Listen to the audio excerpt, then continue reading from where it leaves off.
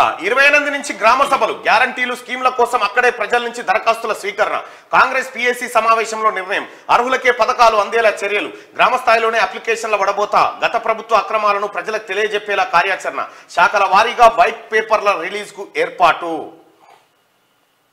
రైట్గా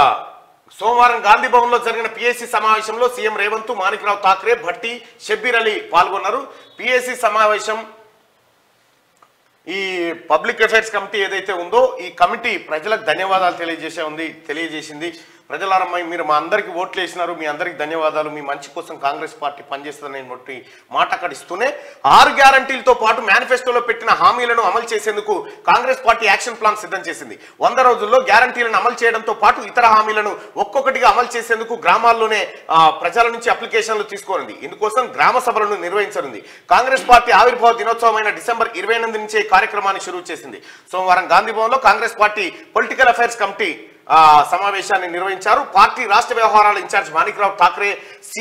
CM PCC chief Revanth Reddy నేతృత్వంలో 3 గంటల పాటు సాగిన సమావేశంలో పలు కీలక నిర్ణయాలు తీసుకున్నారు ఈ నెల 28 నుంచి గ్రామ సభలు నిర్వహించి వివిధ పథకాలపై ప్రజల నుంచి అభిప్రాయాలు తీసుకొని అక్కడే వారి నుంచి అప్లికేషన్లు స్వీకరించాలని సమావేశంలో నిర్ణయించారు 500 రూపాయలకే సిలిండర్ మహిళలకు 2500 రూపాయల సాయం చేయూత స్కీము గృహజ్యోతి కింద ఫ్రీ కరెంటు రేషన్ కార్డులు గృహలక్ష్మి తదితర పథకాలపై గ్రామ సభల్లో జనానికి అవగాహన కల్పించి దరఖాస్తులు తీసుకోనున్నారు చూసిరా తెలంగాణ ప్రజలారా ఈ నెల 28 ఇవాళ 19వ తారీఖు ఇంకొక 9 రోజుల్లో మీరు గ్యాస్ సిలిండర్ల ఆఫీసుల పొంట తిరిగి ఆగమాగమైరు కదా కాదు మీ ఊర్లలోనే గ్రామ సభలు పెట్టబోతా ఉంది ప్రభుత్వం గ్రామ సభలు పెట్టి ఆ గ్రామ సభల్లో 500 రూపాయల సిలిండర్ ఎంతమందికి ఎక్కరుకుంది ప్రతి నెల 2500 రూపాయలు తీసుకోవాల్సిన అర్హత గల మహిళలు ఎంతమంది ఉన్నారు ఇట్లా ఇల్లు ఎవరికి కావాలి రేషన్ కార్డు ఎవరికి కావాలి ఇవన్నీ దరఖాస్తులను రాష్ట్ర ప్రభుత్వం సేకరించబోతా ఉంది ఈ నెల 28 నుంచి కార్యక్రమాన్ని ప్రారంభిస్తా ఉన్నారు 28 ఎందుకంటే అఖిల భారత జాతీయ కాంగ్రెస్ పార్టీ ఏదైతే ఉందో ఆ పార్టీ ఆవిర్భవించినటువంటి శుభ సందర్భంగా ఆ రోజు సందర్భంగా ఈ కార్యక్రమాన్ని ప్రారంభించబోతా ఉన్నారు ముఖ్యమంత్రి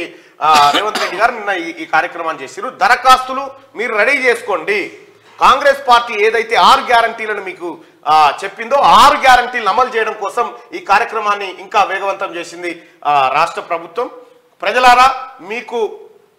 మేమందరం చెప్పినటువంటి మాట అమలు కాబోతా ఉన్నది మొన్న 2 అమలు చేసినాం ఆ తర్వాత 28 తారీఖు నుంచి మళ్ళొక 2 స్కీమ్లను అమలు చేయబోతాం 100 రోజుల్లో 6 గ్యారంటీలను ప్రజాక్షేత్రంలోకి తీసుకుపోయే పని కాంగ్రెస్ పార్టీ చేస్తా ఉంది అధికార కాంగ్రెస్ పార్టీ ఇంకా రాష్ట్రం నుంచి ఎంపీగా సోనియా పోటీ పిఎస్సి సమావేశంలో 3 తీర్మానాలను కాంగ్రెస్ నేతలు పాస్ చేశారు కాంగ్రెస్ కు ఓటేసి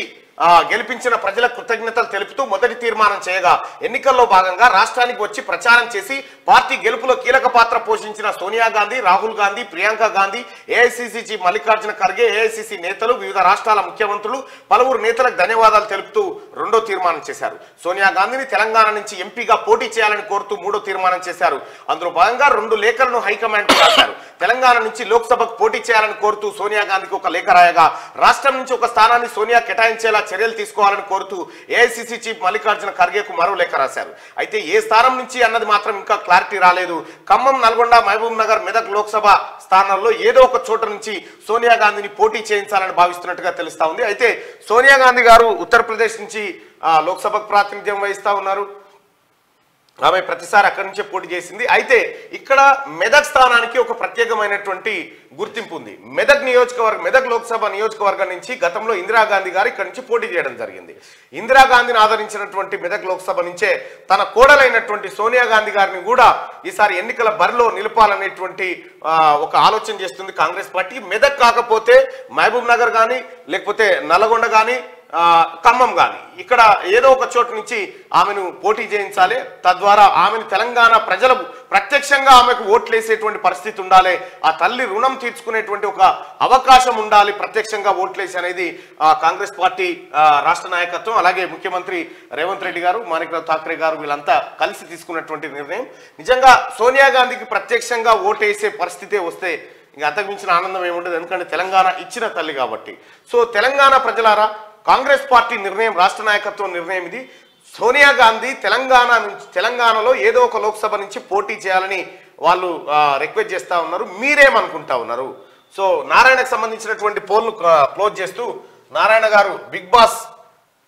8లో సిపిఐ నేత నారాయణ గారు ఉండాలా వద్దా అంటే ఉండాలి అని 76% మంది చెప్తా ఉన్నారు, వద్దు అని 24% మంది చెప్తా ఉన్నారు. 5,800 మంది ఈ ఓటింగ్ లో పాల్గొన్నారు. ఇప్పుడు నెక్స్ట్ పోలింగ్ ఏంటంటే సోనియా గాంధీ గారు తెలంగాణ నుంచి పోటీ చేయాలి అని కాంగ్రెస్ పార్టీ చెప్తా ఉంది, టిపిసిసి చెప్తా ఉంది.